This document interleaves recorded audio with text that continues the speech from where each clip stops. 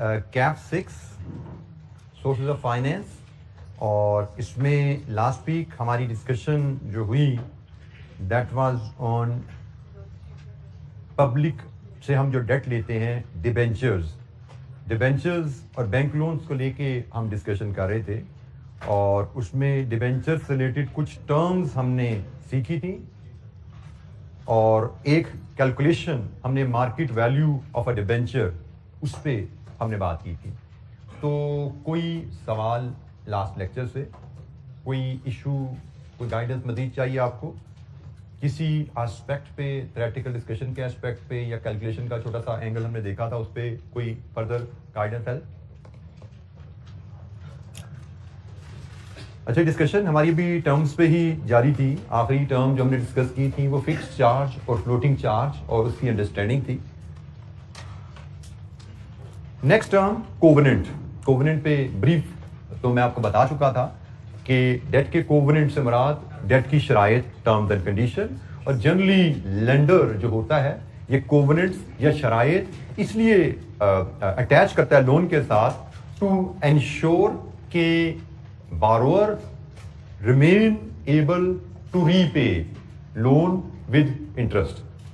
जैसे रिसेंटली आप इकोनॉमी पाकिस्तान में देख रहे हो, IMF की शरायत, तो आप IMF से कर्जा लेने जा रहे हो और IMF चाहता है कि आप कर्जा लो तो आपके इनकम के जराए ऐसे हों कि आप वो कर्जा वापस कर सको, इसलिए वो कह रहा है कि जी उसकी कीमत बढ़ा दो, इसकी कीमत बढ़ा दो, वहां से पैसे कमाओ जिससे फिर मेरे आप लोन को इंटरेस्ट पे करना, मेरा लोन भी रीपे करना। क्योंकि पाकिस्तान के बजट में कोई कुशन रीपेमेंट का नजर नहीं आ रहा और वो लोन मांगने पहुंचे हुए हैं। लेंडर कभी लोन अप्रूव नहीं करता जब तक उसको जो बोरोअर है रीपेमेंट के ऊपर कुछ रोशनी ना डाले, रीपेमेंट के जराए ना बताए। तो अगर लेंडर बोरोअर रीपेमेंट के जराए नहीं बता पाता तो लेंडर लोन नहीं देता। ऑल्दो वन में क्वेश्चन के कॉर्पोरेट एंटिटीज में तो लोन सिक्योर्ड होता है, बट स्टिल लोन बेशक सिक्योर्ड है, बट लोन देने वाला कभी लोन नहीं देगा जब तक उसको लोन की वापसी के जराए पे तसल्ली ना हो। क्योंकि सिक्योरिटी तो एक लास्ट रिजॉर्ट है कि हमने पूरी तसल्ली करके लोन दिया, उसके बावजूद अगर कंपनी डूब गई तो फिर हमारे पास एक आखिरी जरिया है कि हम एसेट बेच के पैसे ले सकते हैं। और हम इसको सिक्योरिटी को आखिरी जरिया इसलिए कहते हैं कि एसेट बेच के बाद का पूरे पैसे नहीं मिलते, और बाद का एसेट बेच के पैसे लेने में कई महीने साल लग जाते हैं। कोर्ट्स में आपको जाके परमिशन लेनी पड़ती है। इट्स नॉट लाइक दैट कि आपने जेब से चीज निकाल कर बाजार जाके बेच दिया। वो मशीनरी है, वो बिल्डिंग है जिसकी ऑनरशिप किसी और के नाम पे है, आपको राइट दिया गया है कि in the event of default आप बेच सकोगे। वो इवेंट ऑफ डिफॉल्ट आपको साबित करके कोर्ट से परमिशन लेनी पड़ती है। तो इतनी हैसल में कोई लेंडर नहीं पड़ना चाहता। ये एक सिर्फ लास्ट रिजॉर्ट होता है कि भाई अगर वो कहते हैं मरते मरते मर रहे होंगे तो कुछ ना कुछ तो हम उससे रिकवर करने की कोशिश करेंगे। सो हमेशा लेंडर की कोशिश होती है रिकवरी की, उसको उम्मीद नजर आए तो फिर वो लोन देगा। रिकवरी की उम्मीद के बगैर लोन नहीं दिया जाता। तो ये जनाब कोवेनेंट्स है। कोवेनेंट की कुछ एग्जांपल्स हैं। रिस्ट्रिक्शन, कॉर्पोरेट कंपनीज पे कोवेनेंट हो सकता है रिस्ट्रिक्शन और डिविडेंड पेमेंट। आप लोन लेने जाओ, लेंडर कहेगा ठीक है जी मैं लोन तो दे देता हूं, लेकिन आपने जो कमाते हो सारा डिविडेंड नहीं बांट देना। आपने जो कमाओगे उसका से सिर्फ आधा डिविडेंड में देना है, आधा कंपनी में ही रखना है। क्योंकि रिस्क क्या है कि अगर आप सारा डिविडेंड में बांट दोगे, किसी साल लॉस आ गया, बिजनेस में आ सकता है ना लॉस, किसी साल लॉस हुआ, पिछले सालों का मुनाफा सारा बांट चुके होंगे, तो बैंक को इंटरेस्ट देने के लिए पैसे कहां से आएंगे, बैंक को किस्त देने के लिए पैसे कहां से आएंगे। तो इसलिए बैंक कहता है कि भाई जो कमाओ सारा ना बांट देना, कुछ कारोबार में रखना, इन केस ऑफ इमरजेंसी को फ्यूचर में कमी बेशी हो जाए तो इससे हमारे रिटर्न और हमारी किस्तें पूरी कर देना। ये this could be one covenant. Another maintenance of financial ratios. एक और कोवेनेंट लेंडर ये भी लगा सकता है कि ठीक है जी जब तक आप हमसे लोन ले रहे हैं आप अपनी करंट रेशो 2:1 पे मेंटेन करेंगे। आप अपनी quick ratio, liquidity quick ratio, acid test ratio 1:1 पे मेंटेन करेंगे। आपकी रेशो इससे खराब नहीं होनी चाहिए। लिक्विडिटी रेशो जिसमें करंट रेशो भी आती है, जिसमें क्विक रेशो भी आती है, ये दोनों रेशोज बिजनेस की कंटिन्यूटी के लिए बड़ी जरूरी है। अगर आपकी लिक्विडिटी रेशोज खराब हो जाए तो बिजनेस के लिक्विडेशन में जाने के चांसेस होते हैं, कारोबार के ठप होने के चांसेस होते हैं। तो लेंडर चाहता है कि आपका कारोबार किसी वजह से ठप ना हो जाए। वो आपको कहेगा ये रेशियोज आपने ठीक रखनी है ताकि आपका कारोबार चलता रहे, कम से कम जब तक हमारे पैसे वापस नहीं कर सकते तब तक आपने रेशियोज ठीक रखनी है। इश्यूएंस ऑफ फर्दर डेट, ये भी एक रिस्ट्रिक्शन आ सकती है। ठीक है जी हम आपको लोन तो देंगे, लेकिन शर्त यह है कि जब तक हमारा लोन रीपे नहीं होता कोई मजीद लोन आपने नहीं लेना। ये भी रिस्ट्रिक्शन आएगी। Then providing financial support to lenders ये भी डिमांड करते हैं कि जिस तरह आप शेयर होल्डर्स को quarterly, half yearly, annual reports भेजते हैं, हमें भी आप रिपोर्ट्स भेजा करने के साथ साथ, या इवन दे मे डिमांड कि जिस तरह मंथली मैनेजमेंट अकाउंट बनाते हैं, हमें मैनेजमेंट अकाउंट शेयर किया करें, so that they can monitor कि कोवेनेंट मीट हो रहे हैं, कोई कोवेनेंट ब्रीच तो नहीं हो रहा। और हमने जो पीछे जुमला पढ़ा था एक कोवेनेंट के रेफरेंस से, वो यही था कि अगर कोई कोवेनेंट ब्रीच हो जाए तो लोन रीपेबल हो जाता है इमीडिएटली। बेशक आपने 10 साल का लोन लिया है, लेकिन वो 10 साल का लोन इन शराइत के साथ मिला है, किसी शर्त को पूरा नहीं करोगे तो loan will immediately become repayable. ये लोन की शराइत में लिखा होता है, कोई शर्त पूरी नहीं की तो लोन फौरन रीपेबल होगा, बेशक उसकी मैच्योरिटी जो मर्जी हो।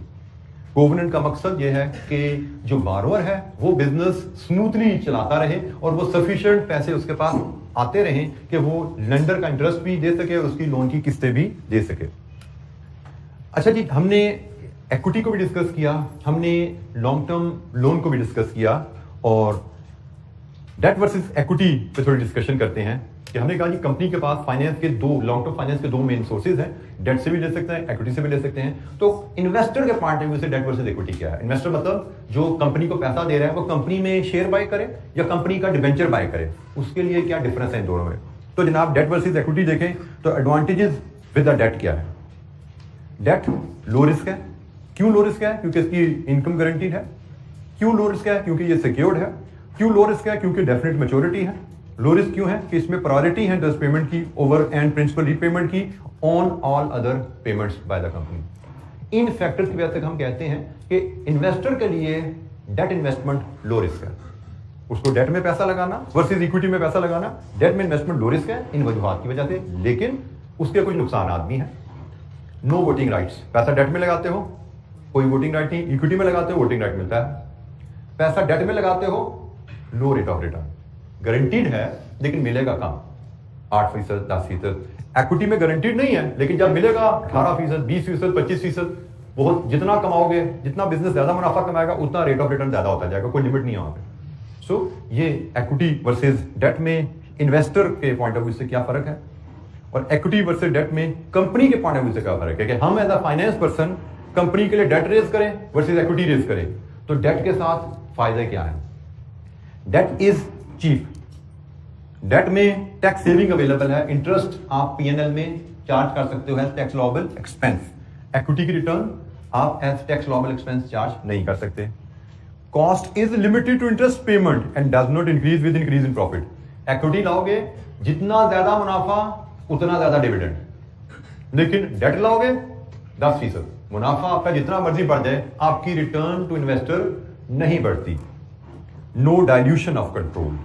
आप डेट से पैसा लाते हो तो शेयर होल्डर्स का वोटिंग राइट कम नहीं होता। इक्विटी से पैसा लाओगे, नए शेयर होल्डर कंपनी में डालोगे तो एग्जिस्टिंग शेयर होल्डर की वोटिंग राइट कम हो जाते हैं, जिसको हम डाइल्यूशन ऑफ कंट्रोल कहते हैं। तो डेट में डाइल्यूशन ऑफ कंट्रोल भी नहीं है, लेकिन डेट के साथ कुछ ड्रॉबैक भी आते हैं। Interest has to be paid. Company का नफा है नुकसान है, इंटरेस्ट पे करना है। Loan has to be repaid. Maturity होती है नॉर्मली लोन की, ऑल्दो इरिडीमेबल डेट भी होते हैं, but normally debt will have a maturity. Repay करना है तो करोड़ों अरबों रुपए का बंदोबस्त करना पड़ता है रीपे करने के लिए। Long term finance becomes burden on the company in the period of falling interest. अच्छा, इसमें एक जो वर्ड ऐड कर देना चाहिए, long term floating rate finance, नहीं sorry, long term fixed rate finance. Long term fixed rate finance, fixed rate finance becomes burden on company. ये हमारे स्पीकर में तो बात आ रही है।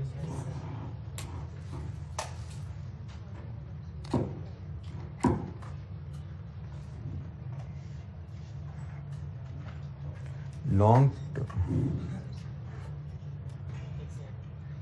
अच्छा, ये किस तरह का बर्डन है, कैसे, जुमला का मतलब क्या है कि आपने फिक्स रेट पर लोन लिया 10 साल का, से आपने 10% पर लोन ले लिया फिक्स रेट पे, और फॉलिंग इंटरेस्ट रेट, हमें पता है इंटरेस्ट रेट कभी कांस्टेंट नहीं रहते, ऊंच नीच आती रहती है।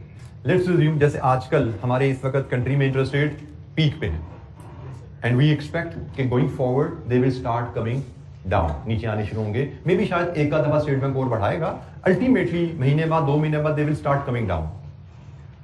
अब अगर मैंने आज के तारीख में कोई 10 साल का लोन लिया तो मुझे मिलेगा से 18% पे, लेकिन आज से 6 अब मैंने 10 साल का लोन 18% पे फिक्स अगर ले लिया, आज से 6 महीने बाद इंटरेस्ट रेट गिर जाएंगे, आज से 6 महीने बाद इंटरेस्ट रेट गिर जाएंगे, और उस वक्त अगर कोई मेरा कंपैटिटर लोन लेने जाएगा उसको लोन मिलेगा मे बी 12% पे।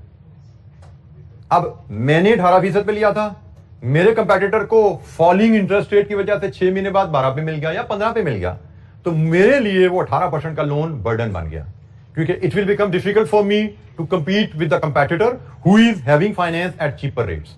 तो ये जुमला कि long term fixed rate finance become burden on the company in the period of falling interest rate. जब इंटरेस्ट रेट गिर रहे होंगे तो आपने अगर फिक्स्ड रेट पे लॉन्ग टर्म लोन लिया हुआ है वो आप पे बोझ बन जाता है, आपको एक्सपेंसिव फाइनेंस के साथ अपने कंपेटिटर्स को बीट करना पड़ता है, उनसे कंपीट करना पड़ता है जो कि चीपर रेट पे फाइनेंस ले पाते हैं।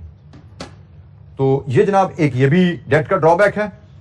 Share holders concern high level of gearing, this is another issue.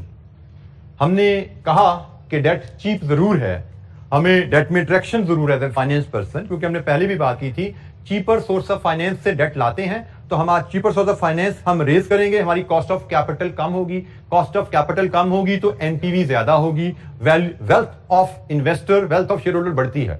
लेकिन एक ड्रॉबैक भी है कि भाई फाइनेंस चीपर डेट में अट्रैक्शन जरूर है, लेकिन ज्यादा डेट लेना शेयर होल्डर्स को पसंद नहीं आता। ज्यादा एक हद से ज्यादा आप डेट लें तो शेयर होल्डर्स इस चीज को पसंद नहीं करते, क्योंकि डेट के साथ साथ कंपनी में कुछ मसाइल भी आते हैं। जैसे आप जितना ज्यादा डेट लोगे उतनी ज्यादा इंटरेस्ट पेमेंट की कमिटमेंट होगी, हर साल उतना ज्यादा फिक्स रिटर्न देना पड़ेगा आपको। जितना ज्यादा डेट लोगे उतनी ज्यादा सालाना रीपेमेंट का बर्डन आएगा आप पे। इंटरेस्ट कहां से पे करना है? कमाई से। लोन कहां से रीपे करना है? कमाई से। तो कमाई तो कोई गारंटी नहीं होती बिजनेस में, कमाई में तो ऊंच नीच कारोबार में आती रहती है। आपने देखा पिछले 2 साल में क्या हुआ कारोबारों के साथ कोविड के आने से, क्या क्या सोच के बैठे हुए थे लोग, लेकिन थोड़ा सा फैक्टर लगा ऐसी की तैसी फिर गई। फिर अभी आपने देखा पॉलिटिकल चेंज आया, अनसर्टेनिटी आ गई है, पता नहीं क्या होने वाला है, कारोबारों की ऐसी की तैसी फिर गई, ऊंच नीच आ जाती है कारोबार में। डॉलर एकदम महंगा हो गया, लोगों के एक्सपोर्ट ऑर्डर वो प्रोसेस नहीं कर पा रहे, जो उन्होंने सोचा हुआ था इतने हम चीजें भेजेंगे, वो उनको जो कॉस्ट है बिजली इतनी महंगी होगी उनके बारे में नहीं आ रही, चीजें बना ही नहीं पा रहे। तो कारोबार में कोई गारंटी नहीं होती इनकम की, कभी मुनाफा है तो कब बहुत ज्यादा भी है, कम भी हो सकता है, लॉस भी आ सकता है, और लॉसेस की वजह से कारोबार बंद भी हो जाते हैं। तो प्रॉफिट में ऊंच नीच आती है। अगर तो आपने लोन ज्यादा लिया हुआ है तो शेयर होल्डर को डर क्या है कि कभी प्रॉफिट में किसी वजह से कमी आई और हम इंटरेस्ट पे ना कर पाए, हम किस्त ना दे पाए, तो क्या करेगा लेंडर हमारे साथ? सूट फाइल कर देगा लिक्विडेशन का कि जी ये कंपनी हमारे पैसे नहीं दे रही, इसको बंद करें, इसकी मशीनरी प्लांट बिल्डिंग बेच के हमारे पैसे वापस दिलवाएं। जो हम कह रहे थे रिकवरी हो जाती है, एसेट्स रिकवरी सिक्योरिटी में दिए होते हैं, यही दिए होते हैं ना एसेट सिक्योरिटी में कि जी पैसे ना दिए तो बिल्डिंग बेच देना, हमारी पैसे ना दिए तो प्लांट बेच देना, तो वो आ जाएंगे प्लांट बिल्डिंग बेचने। तो शेयर होल्डर को डर लगता है कि भाई मैंने अगर ऐसी कंपनी में पैसे लगाए जिसने लोन ज्यादा लिया हुआ है, तो कल को जब ये कंपनी डूबेगी तो शेयर होल्डर के हिस्से कुछ नहीं आता, क्योंकि शेयर होल्डर को कुछ बचेगा तो सबसे एंड में उसको मिलना है, और फिर डूबती कंपनी में बचता कुछ नहीं है, क्योंकि डूबती कंपनी में 100 रुपए की जो चीज आपने खरीदी है वो बाद का 10-20 रुपए की बेच के जान छुड़ानी पड़ती है, क्योंकि जब चीज बेचने जाते हो फंस के आप, तो कारोबार का असूल है फंसे हुए बंदे को कोई फेयर वैल्यू नहीं देता। वहां पे कारोबार में टर्म यूज की जाती है फोर्स्ड सेल वैल्यू की। फोर्स्ड सेल वैल्यू एक होती है सेल वैल्यू और एक होती है forced sale value. Sale value है मैं अपनी गाड़ी बेचना चाहता हूं तो मेरी मर्जी, अच्छी कीमत लगेगी बेचूंगा, अच्छी कीमत नहीं लगेगी तो नहीं बेचूंगा, खड़ी भी अभी घर में मेरे। लेकिन फोर्स्ड सेल वैल्यू क्या आती है? गाड़ी बेच के बैंक का कर्जा उतारना है, तो ये सारी दुनिया को पता था भी इसको आज की आज गाड़ी बेचनी है, तो इससे फिर एक्सप्लॉइट करो, इसको अपनी मर्जी की कीमत लगा के आज के आज पैसे देने हैं, तो इसको फिर कीमत उस हिसाब से लो। तो मैंने जो आराम से बेचनी थी 100 रुपए की चीज, फोर्स्ड सेल में जाके वो बात 80 की बिकेगी, कभी 70 की बिकेगी, कभी 60 की बिकेगी। फोर्स्ड सेल वैल्यू कुछ और होती है। तो नतीजतन जब लिक्विडेशन में जाते हो तो फिर फोर्स्ड सेल वैल्यू होती है, और फिर जब फोर्स्ड सेल वैल्यू होती है तो आपको वैल्यू से बहुत कम पैसे मिलते हैं, और ऑर्डिनरी शेयर होल्डर के से फिर कुछ नहीं आता। तो शेयर होल्डर इस वजह से डरते हैं, उनको गियरिंग पसंद नहीं है। तो ये भी एक ड्रॉबैक है कि शेयर होल्डर्स, अगर आप डेट लोगे share holder may not like. अब share holders may not influence your decision making in the board. लेकिन वो क्या कर सकते हैं, आपकी कंपनी में जो पैसा लगाया हुआ है, जो शेयर खरीदे हुए हैं, वो शेयर बेच दें। मतलब मैंने एक कंपनी में पैसा शेयर लिए हुए हैं, वो कंपनी मेरी ख्वाहिश के बरक्स लोन पे लोन ले जा रही है, और मुझे नजर आ रहा है कल को इस कंपनी ने डूबना है। जितना ये लोन लेती जा रही है, कल को इस कंपनी ने डूबना है, तो मेरा दिल चाहेगा भाई डूबते वक्त इस जहाज पे मैं ना बैठा हूं, मैं आज इस जहाज से अपनी टिकट कटा लूं, मैं उसके शेयर बेच दूं आज। ये सिर्फ मैं नहीं सोचूंगा, 4 से 8-10 लोग, सैकड़ों लोग और भी सोचेंगे। और जब शेयर हम सब बेचने जाएंगे तो क्या होगा, मार्केट में शेयर की प्राइस गिर जाएगी, और जब शेयर की प्राइस गिर गई, मैंने शेयर बेचा, आपने बेचा, तो इनके शेयर की वैल्यू कम होगी, और शेयर की वैल्यू कम होने का मतलब आपकी वेल्थ कम होगी। किस वजह से कम हुई, कंपनी ने लोन लिया, इस वजह से शेयर होल्डर्स की वेल्थ कम होगी। इसका मतलब लोन लेना अच्छा फैसला नहीं है, क्योंकि हमने क्या पढ़ा है कि हमें वो फैसले करने हैं जिससे शेयर होल्डर्स की वेल्थ में इजाफा हो। ये फाइनेंशियल मैनेजमेंट का ऑब्जेक्टिव है। लेकिन इस केस में हम देख रहे हैं कि लोन लेने से शेयर होल्डर वेल्थ में कमी भी आ सकती है। तो हमें ख्याल रखना है कि भाई लोन लेते हुए, कोई भी फैसला करते हुए ऐसा फैसला ना हो जिससे शेयर होल्डर वेल्थ में कमी आए। तो यहां पे ये इशू भी आ रहा है। कोवेनेंट्स, ये भी एक प्रॉब्लम है लोन के साथ। लोन लेते तो शराइत आ जाती है, ये कर सकते हैं, ये नहीं कर सकते। आप आजाद नहीं रहते, आप गुलाम बन जाते हैं लोन लेके, जो आजकल बड़ा फेमस टर्म चल रही है। तो हम कोई गुलाम है, तो आंसर इज यस, हमने लोन लिया है तो हम गुलाम हैं। ठीक है जी। आप मकरूज हैं तो आप गुलाम हैं, क्योंकि आप मकरूज हैं तो कर्जे देने वाले ने आपको शराइत के तहत कर्जा दिया है, आपको वो शराइत पूरी करनी है। वो आपके प्रोमिसेस हैं जो आपने गलत है, सही आपने कर दिए हैं, you have to honour them जब तक आप वो कर्जों से जान नहीं छुड़ाते। अब उनसे जान छुड़ाने की बातें, वो और बातें हो सकती है, उसके क्या तरीके हैं। लेकिन कोवेनेंट्स की वजह से बिजनेस में ये प्रॉब्लम आ जाते हैं कि भाई आप ये खरीद सकते हैं, ये कर सकते हैं, लोन नहीं ले सकते, डिविडेंड नहीं दे सकते, आप स्टॉक इतना जरूर रखेंगे, करंट रेशियो इतनी जरूर रखेंगे, मतलब क्या कर सकते हैं, क्या नहीं कर सकते, सब कुछ कोवेनेंट से गवर्न होना शुरू हो जाता है। जो कि बात का जरूरी नहीं कि बिजनेस के लिए अच्छा भी हो, जरूरी नहीं कि सारे कोवेनेंट बिजनेस के लिए अच्छे भी हों। तो ये इश्यूज हमारे पास आते हैं। जी जनाब, एनी क्वेश्चन? जी बेटा। जी, अगर हम इक्विटी इशू करते हैं, नए शेयर इशू करते हैं, तो कंपनी में नए शेयर होल्डर आ जाते हैं ना। मैं अगर 10% का शेयर होल्डर हूं, मतलब हम सिर्फ ये शेयर होल्डर, हमारी कंपनी, ये लोग मिलकर कंपनी चला रहे हैं, नए शेयर होल्डर ये भी शामिल हो जाए, तो क्या आपकी शेयर होल्डिंग वही रहेगी जो इनसे पहले थी? बेटा, राइट इशू में डाइल्यूशन नहीं है, लेकिन जरूरी कि नहीं हम इक्विटी से पैसा रेज करते सिर्फ राइट इशू ही करें। हम तो आईपीओ भी करते हैं ना, हम तो प्राइवेट प्लेसिंग भी करते हैं। नहीं, चलती हुई कंपनी में भी आप पब्लिक ऑफर में जाते हैं। अगर आपको ज्यादा पैसे चाहिए तो हम शेयर होल्डर्स की परमिशन से प्लेसिंग के थ्रू शेयर बेच देते हैं, हम शेयर होल्डर्स की परमिशन से पब्लिक ऑफर के थ्रू शेयर बेच देते हैं, और उस केस में कंट्रोल डाइल्यूशन आ जाएगा। शेयर होल्डर ने परमिशन दी है, लेकिन कंट्रोल डाइल्यूशन आता है। जी बेटा।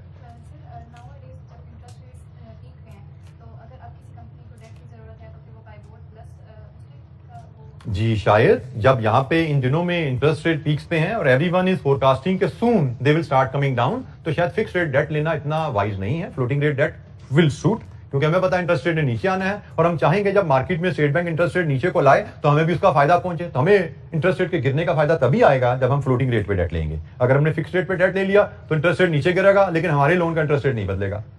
फ्लोटिंग रेट डेट होगा तो इंटरेस्ट रेट नीचे गिरेगा तो काइबोर भी नीचे आ जाएगा। हमारा इंटरेस्ट रेट काइबोर +2 है, तो काइबोर नीचे आया तो काइबोर +2 भी नीचे आ गया।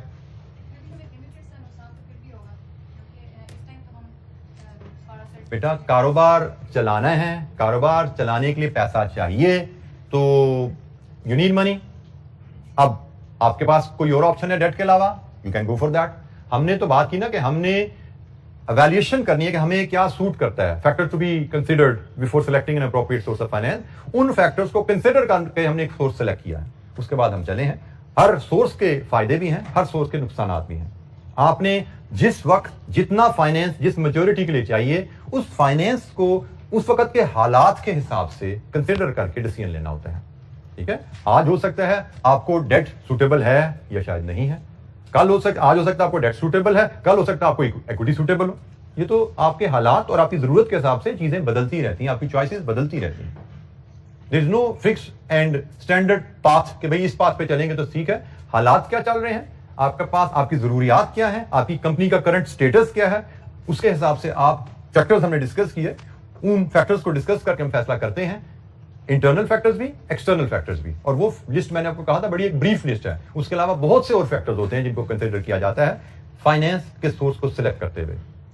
हर सोर्स के अपने फायदे नुकसान आते हैं। जी बेटा, सर आपने कहा कि अगर कंपनी शेयर होल्डर की कंसर्न के अगेंस्ट लोन लेती जा रही है तो शेयर होल्डर को पता चलेगा कि कंपनी डूबने वाली है तो वो मार्केट में शेयर सेल करने आ जाएंगे, तो मार्केट में शेयर की वैल्यू गिर जाएगी। तो लेकिन कंपनी ने एक दफा शेयर इशू कर दिया है तो वो जब शेयर की वैल्यू गिर जाएगी तो कोई और खरीद लेगा कंपनी को, तो जब न्यू शेयर इशू करने होंगे तो तब ही डिफिकल्टी फेस करनी होगी। लेकिन फॉर द टाइम तो कंपनी ने कौन सा पैसे देने हैं शेयर के बदले? बेटा कंपनी क्या है? कंपनी शेयर होल्डर्स का एसेट है, ऐसा ही है। कंपनी शेयर होल्डर का एसेट है। आपके साथी का कहना है कि कंपनी ने जब एक दफा पैसे रेज करके कारोबार शुरू कर दिया तो प्राइस ऊपर जाए नीचे जाए, कंपनी की सेहत पे क्या असर पड़ता है? तो कंपनी है किसकी भाई? शेयर होल्डर की है। तो कंपनी की प्राइस ऊपर जाए नीचे जाए, शेयर होल्डर की सेहत पे असर पड़ता है। They are the owners of the company. तो कंपनी की जब हम बात कर रहे हैं तो हम मैनेजमेंट डिसीजन लेती है, और हमने कहा जी मैनेजमेंट को वो डिसीजन लेने चाहिए जिससे शेयर होल्डर्स की वेल्थ में इजाफा आए, ना कि कमी आए।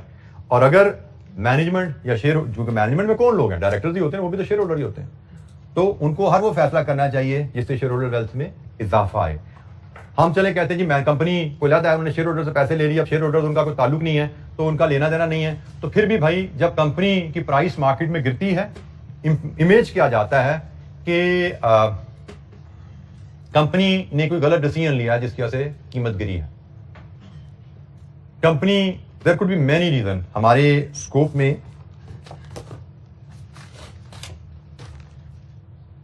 शेयर की वैल्यू किन किन फैक्टर्स पे डिपेंडेंट है ये हमारे स्कोप में है नहीं, ठीक है। हम CFA4 में इस चीज पे बहुत हमारा की और बड़ा इंपॉर्टेंट ये चैप्टर है कि शेयर की वैल्यू कैसे डिटरमिन की जाती है और किन फैक्टर्स की वजह से ये ऊपर नीचे जाती है।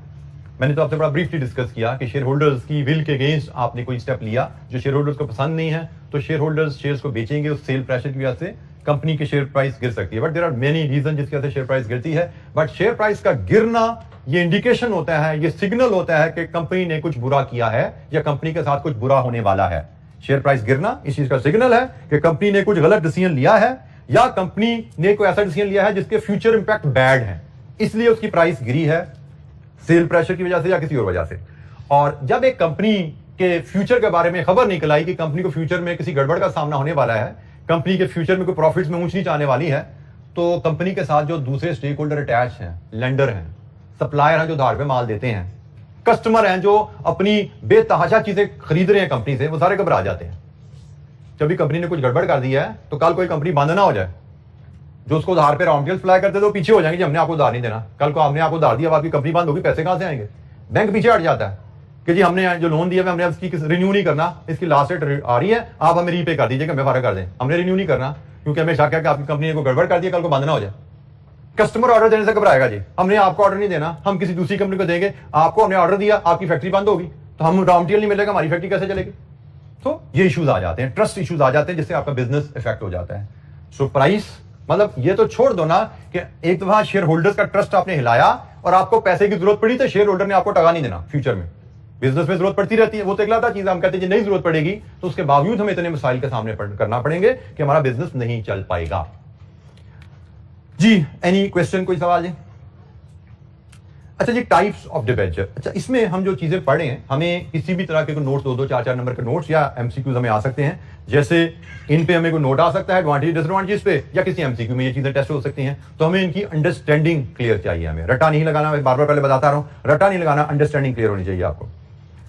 डिफरेंट टाइप्स ऑफ डिबेंचर्स हैं जी। The first type is deep discount debenture.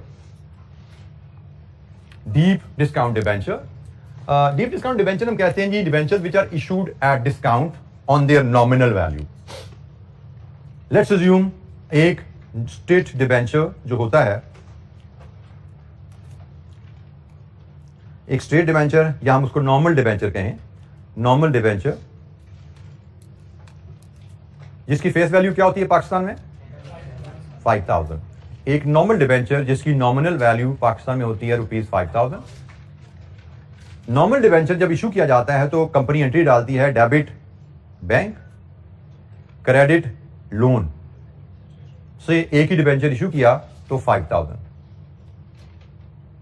और कंपनी ने कहा जी 10% डिबेंचर्स इशूड, ये जी ट्रांजैक्शन है एक हमने कहा, ये तो हमने कहा नॉर्मल डिबेंचर की कहानी है जो हम डिस्कस करते आ रहे हैं कि 5,000 का एक कंपनी ने डिबेंचर इशू किया, बैंक में 5,000 आ गए, ये लोन खड़ा हो गया 5,000 का, सालाना 10% नॉमिनल वैल्यू पे इंटरेस्ट पे करना है, 500 सालाना इंटरेस्ट पे करना है, ये नॉर्मल डिबेंचर है। Deep discount debenture, deep discount debenture क्या है जी?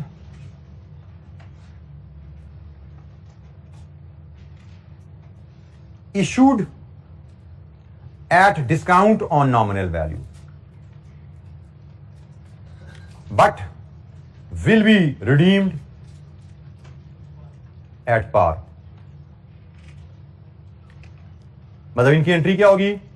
Bank, discount and debenture. Loan तो 5,000 के आपने बुक किया क्योंकि आपने रीपे 5,000 ही करना है, बैंक में लेकिन आए आपके 3,000 और 2,000 का आपने डिस्काउंट दे दिया। ये डीप डिस्काउंट डिबेंचर की एंट्री है। आपने 5,000 का डिबेंचर, 5,000 का सर्टिफिकेट है, डिबेंचर होल्डर को दिया, 3,000 लेके 2,000 डिस्काउंट आपने बुक कर लिया। आपने इन्वेस्टर से कहा क्या है कि भाई मुझे आप 3,000 दो और मुझसे 5,000 का सर्टिफिकेट ले लो, 10 साल मैच्योरिटी है, 10 साल बाद मुझसे 5,000 वापस लेना।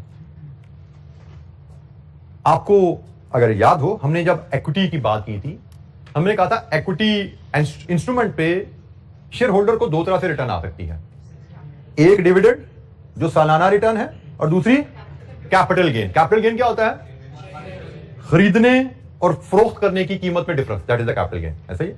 अब इस डिबेंचर में जरा देखो, शेयर होल्डर ने ये डिबेंचर खरीदा कितने का और कंपनी को वापस कितने का करेगा? Capital gain. Deep discount debenture में कंपनी डिबेंचर होल्डर को कैपिटल गेन प्रॉमिस कर रही है। नॉर्मल डिबेंचर में कोई कैपिटल गेन का प्रॉमिस नहीं है, 5,000 लिए हैं, 5,000 ही वापस करने हैं। डीप डिस्काउंट डिबेंचर में 3,000 लिए हैं, 5,000 देने हैं।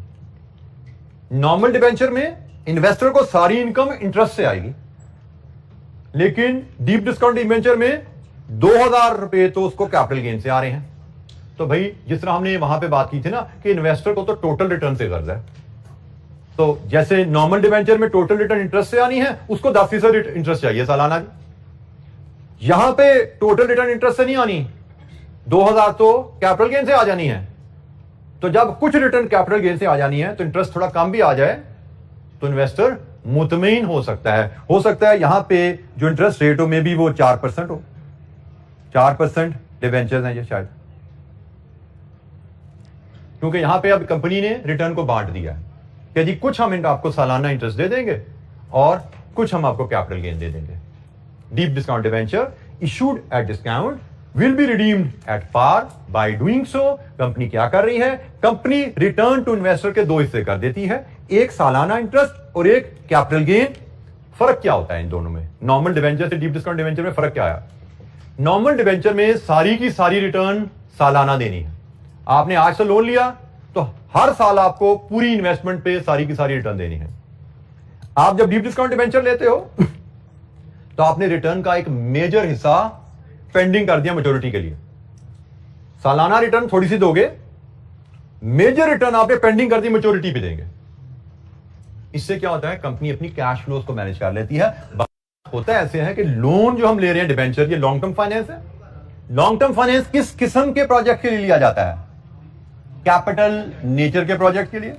कोई नई फैक्ट्री लग रही है नॉर्मली ऐसे ही, तो कैपिटल नेचर के प्रोजेक्ट क्या इमीडिएटली आपको, हेलो, अच्छा जी, कैपिटल नेचर की प्रोजेक्ट के लिए पैसा लिया जाता है और कैपिटल नेचर की प्रोजेक्ट में ऐसा रेयरली होता है कि आज पैसा लिया और साथ ही इनकम आनी शुरू हुई। नॉर्मल डिबेंचर आज पैसा लिया, साथ ही सारी इनकम, सारे लोन पे रिटर्न देनी पड़ती है। कारोबार ने कुछ कमाया या नहीं कमाया। कैपिटल प्रोजेक्ट को तो फैक्ट्री लगाते लगाते 2-3 साल लग जाते हैं, ठीक है। तो नया लोन लिया, फैक्ट्री अभी लगी नहीं, इंटरेस्ट पेमेंट ड्यू होनी शुरू हो गई। ये नॉर्मल डिबेंचर का इशू आता है। डीप डिस्काउंट डिबेंचर में हम एटलीस्ट कुछ बोझ पेंडिंग कर देते हैं, कभी इंटरेस्ट हमें थोड़ा सा देना पड़ेगा, बाकी अमाउंट हम मैच्योरिटी पे 2,000 इकट्ठी पे करेंगे। इसी की एक और टाइप डीप डिस्काउंट के बाद जो दूसरी है वो जीरो कूपन है। ये डीप डिस्काउंट से भी एक स्टेप आगे है।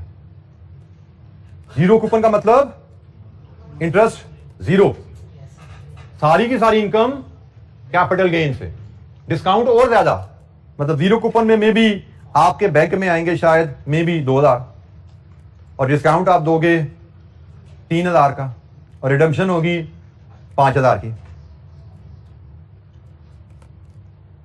सारी की सारी इनकम कैपिटल गेन से, जीरो कूपन बॉन्ड। ये समझिए इससे भी जो इशू में आ रहा था ना इंटरेस्ट पेमेंट का सालाना, इस पे वो मसला पार्शली हल हुआ है। इधर फुली हल हो गया, इधर पार्शली पेंडिंग हुआ था, इधर फुली पेंडिंग हो गया कि हमने लोन लिया आज 2000, 10 साल का लोन है, 10 साल हमने कुछ हमने रिटर्न नहीं देना, कोई इंटरेस्ट नहीं देना, बस हमने 10 साल बाद इकट्ठा 5000 देना है।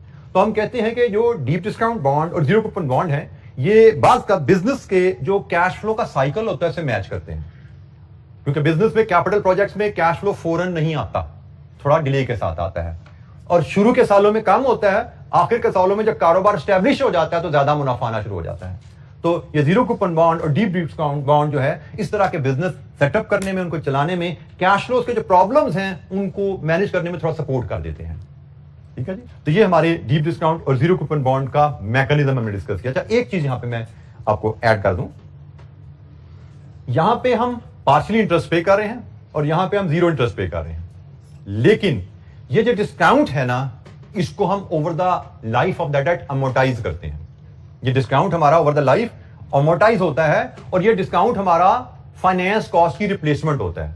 इंटरेस्ट तो हम पे, जैसे यहां की बात करें, हम इंटरेस्ट तो पे नहीं कर रहे, लेकिन फाइनेंस तो हमने लिया हुआ है ना, फाइनेंस की कॉस्ट तो हमने पे करनी है, पर पे हमने करनी है मैच्योरिटी पे, लेकिन वो सारी की सारी आखिरी साल की फाइनेंस कॉस्ट तो नहीं होगी, वो तो 10 साल का लोन है तो 10 साल की कॉस्ट है। ये जो 3000 हमने अल्टीमेटली मैच्योरिटी पे करना है, ये 10 साल की फाइनेंस कॉस्ट है, इसको 10 साल की मैच्योरिटी है तो 10 साल पे अमोर्टाइज किया जाता है, सालाना इसका चार्ज डाला जाता है और वो चार्ज सालाना फाइनेंशियल चार्जेस में इंटरेस्ट की जगह शो किया जाता है, फाइनेंशियल स्टेटमेंट में भी और टैक्स रिटर्न में भी।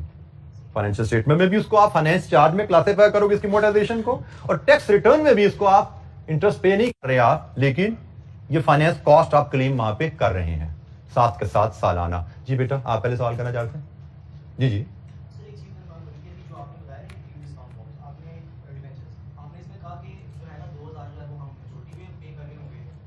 हम 3000 वसूल कर रहे हैं, मैच्योरिटी पे 5000 देंगे जी, मैच्योरिटी पे हमने पे किया। Coupon rate is always applied on nominal value. ठीक है, ये 4 है या 3 है या 2 है, it is always applied on nominal value. बेटा मैंने आपका कहना है कि ये महंगा पड़ा, ये मैंने हाइपोथेटिकल डाटा लिया, मैंने इसकी एग्जैक्ट इसकी रिटर्न कैलकुलेट नहीं की इसकी। ठीक है, हाइपोथेटिकल डाटा लिया है, बट ये चीज ख्याल रखिएगा कि हमने यहां पे अगर सालाना 10% रिटर्न है तो यहां पे भी ये दोनों रिटर्न मिला के उसके आसपास ही बनेंगी, सिर्फ कैश फ्लो मैनेज किए गए हैं। ये मैंने हाइपोथेटिकल डाटा लिया है, नॉट नेसेसरली ये एग्जैक्टली उससे रिटर्न से मैच हो रही हो। ये 3 है, 2 है, 2.5 है, ये मुझे एग्जैक्ट नहीं पता।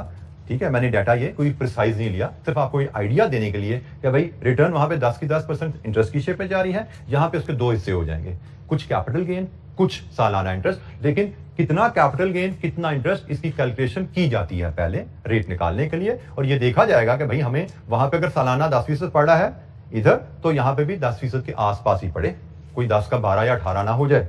ठीक है, उसके आसपास ही रहे, ये चीज देखी जाएगी, इसकी कैलकुलेशन की जाएगी। बट अगेन हमारे स्कोप में नहीं है, हमारे स्कोप में सिर्फ यही बात है, ये सीफैप में जाएंगे वहां पे इसकी कैलकुलेशन भी आपके स्कोप में आ जाएगी कि भाई हमने इतना अगर कैपिटल गेन देना है और 10% सालाना रिटर्न देनी है तो कूपन रेट क्या रखा जाए, ये कैलकुलेशन अभी हमारे स्कोप में नहीं है। कूपन रेट 4 होगा, 2 होगा, 1 होगा, 5 होगा, वो बात की बात है। जी जी, कूपन रेट कम बदलता होगा, डिस्काउंट और कूपन रेट का कॉम्बिनेशन ऐसे सेट किया जाएगा कि सालाना रिटर्न मिला के बन जाए 10% के आसपास, कॉम्बिनेशन ऐसा बनाया जाएगा कि उस तरह बने। जी बेटा, आप कुछ सवाल करना चाह रहे थे? अच्छा जी, सॉरी। जी बेटा, डिस्काउंट जो है आप डीप डिस्काउंट बॉन्ड में है या जीरो कूपन बॉन्ड में है, डिस्काउंट आपका टिल मैच्योरिटी सालाना अमोर्टाइज होगा। जी बेटा,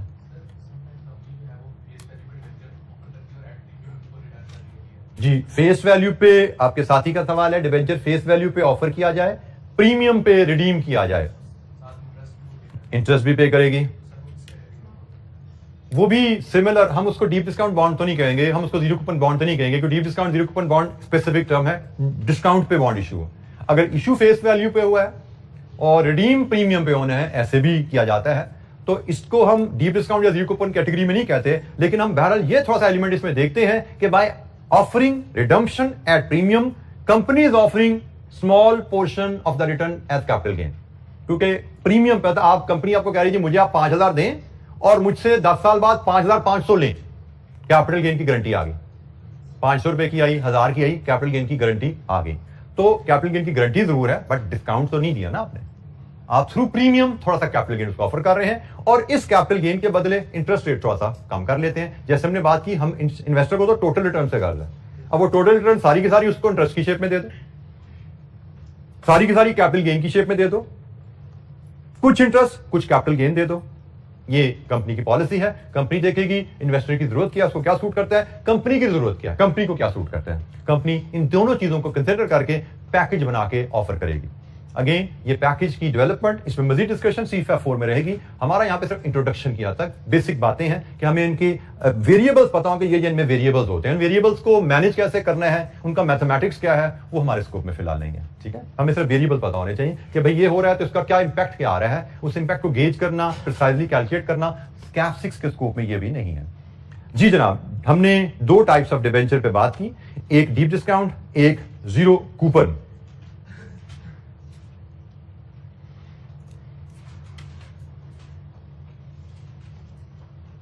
अच्छा, टाइप्स ऑफ डिबेंचर में एक यूरो बॉन्ड्स भी आते हैं। यूरो बॉन्ड्स अभी आप लोगों ने भी सुना होगा, पाकिस्तान ने कुछ अर्सा पहले यूरो डॉलर बॉन्ड्स इशू किए।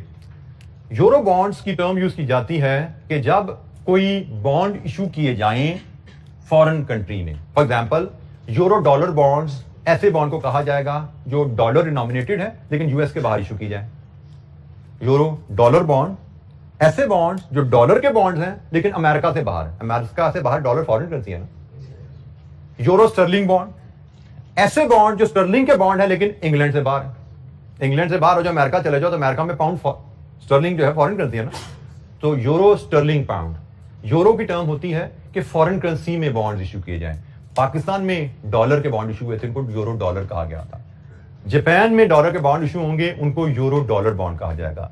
इंग्लैंड में डॉलर के बॉन्ड इशू होंगे, उनको यूरो डॉलर बॉन्ड कहा जाएगा। अमेरिका में डॉलर के बॉन्ड इशू होंगे, वो सिंपल बॉन्ड है क्योंकि अमेरिका में डॉलर तो होम करेंसी है।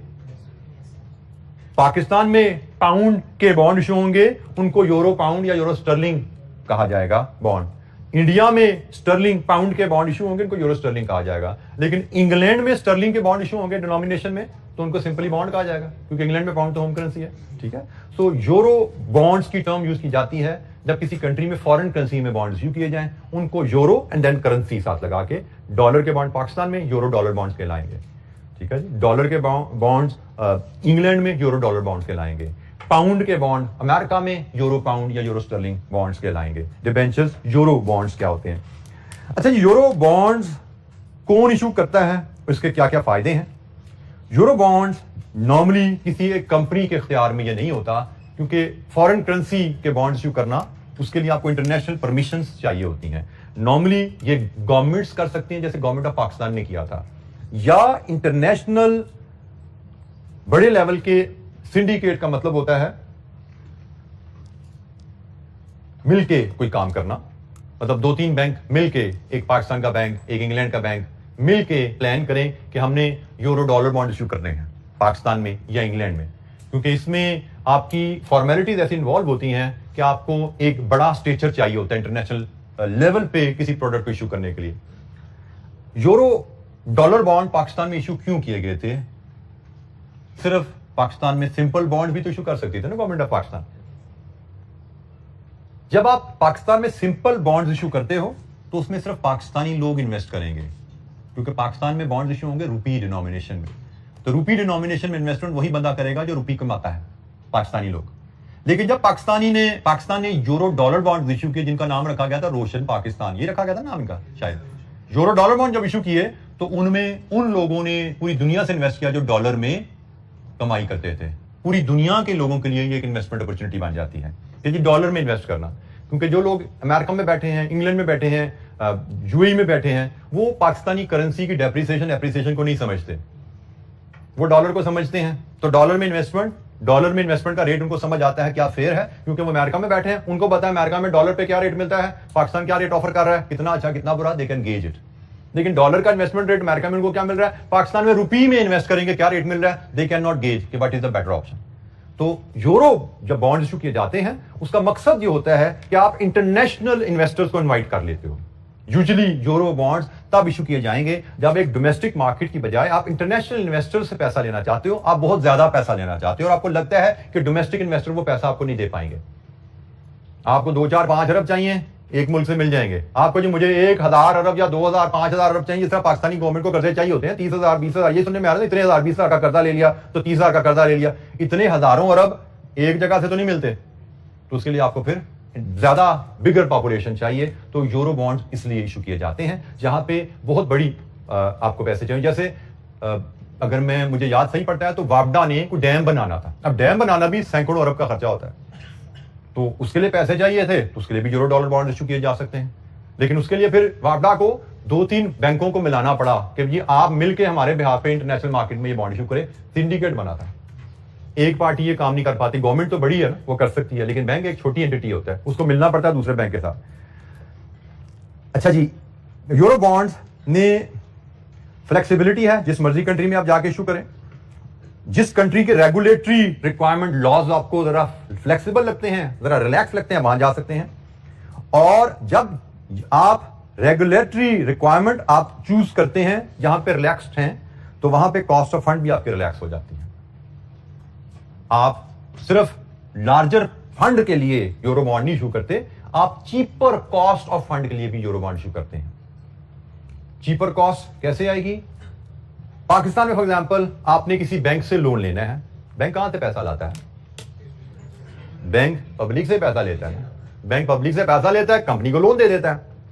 अब पाकिस्तान में स्टेट बैंक की रिक्वायरमेंट है कि जी पब्लिक से जितना भी पैसा लोगे उसका 50% आपने मेरे पास रखवाना है और मैंने आपको 6% ज्यादा इंटरेस्ट नहीं देना। अब वो सोचता है कि मैंने पब्लिक से पैसा लिया 8% पे, आधा पैसा मैंने स्टेट बैंक को देना है, मजबूरी है 6% पे, तो 2% का तो मुझे होगा नुकसान यहां पे। अब बाकी आधा पैसा मैंने कंपनियों को लोन देना है, उनमें मैंने वो नुकसान भी पूरा करना है, अपना खर्चा भी पूरा करना है और मुनाफा भी कमाना है। तो आप देखो इंटरेस्ट रेट कहां का कहां चला गया, कंपनी को कॉस्ट ऑफ फंड कितनी ज्यादा पड़ गई।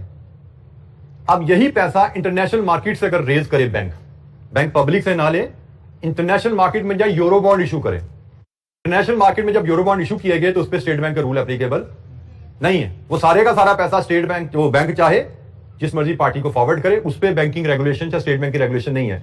या कंपनी डायरेक्ट इंटरनेशनल मार्केट में जाके through international consortium euro bond issue कर दे, उसमें अब स्टेट बैंक इन्वॉल्व नहीं है, रेगुलेशन इन्वॉल्व नहीं है। आप स्टेट बैंक के पास आधे पैसे नहीं रखवाने, सारे के सारे पैसे कंपनी के पास आ गए।